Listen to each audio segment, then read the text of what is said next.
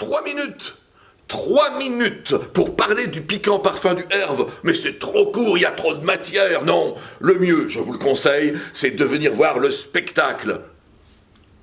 Oui, c'est bien de théâtre qu'il s'agit. Le piquant parfum du Herve, c'est une pièce historique, en costume avec accessoires, décors grandioses, une super production.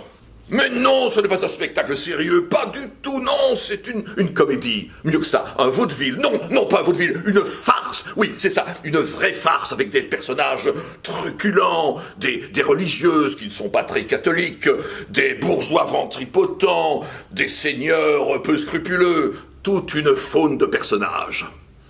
Le spectacle se donnera un peu partout, mais la première c'est à Herve, le 24 février. C'est une initiative des 3 administrations communales du plateau de Herve.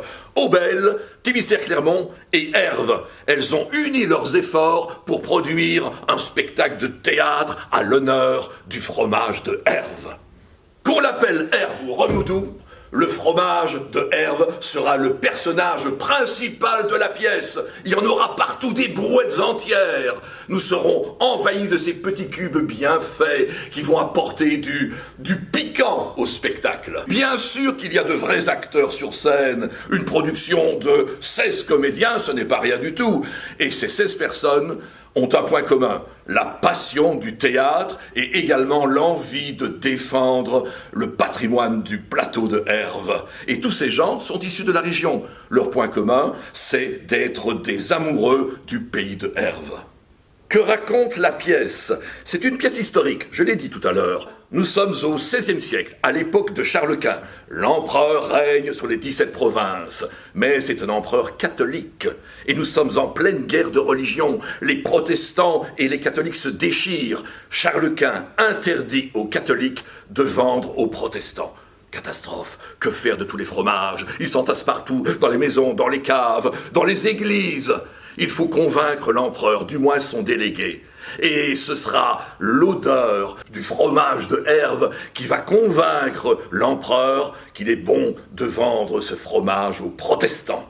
Mais le canevas de la pièce est complexe, je vous l'ai dit, c'est une pièce qui ne manque pas de piquant, elle est historique. Nous avons par exemple une blanchisseuse de Herve qui s'indigne, qui prend ombrage, parce que son beau linge prend l'odeur du fromage.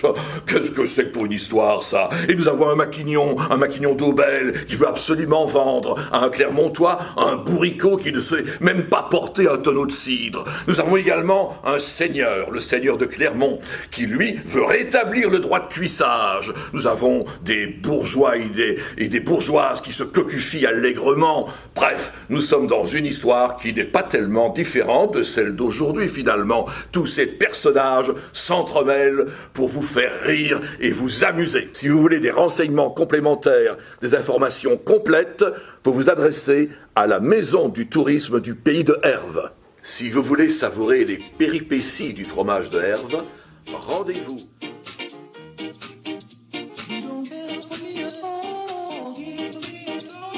Comment réserver ses places? C'est tout simple.